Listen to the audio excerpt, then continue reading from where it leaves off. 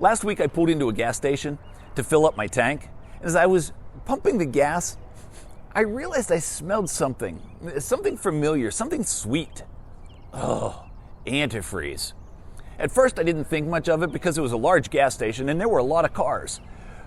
But then I thought, well, I ought to check and make sure it isn't my car. To my surprise and dismay, it was. Antifreeze was spraying out of my radiator. It had a crack in it. My first thoughts were, why is this happening to me? I don't need this headache right now. It's always something. But quickly, God reminded me that things could be much worse. I wasn't far from home, so I probably wasn't going to get stranded. And it was a beautiful day, so even if I had to walk, it would be a nice walk. And most importantly, only about 16% of the people in the world even own a vehicle. And most are probably in much worse shape than mine.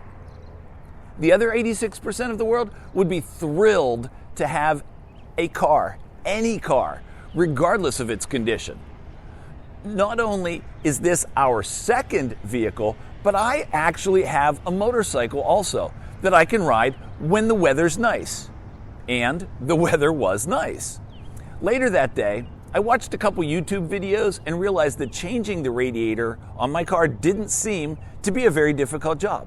I checked online and I could get a replacement radiator for less than $100, so I ordered one. And I took apart my car in preparation for the new radiator showing up. The new radiator came earlier than expected, and I had, again, nice weather to work on my car. It took just over an hour to install the new radiator and have my car back up and running again.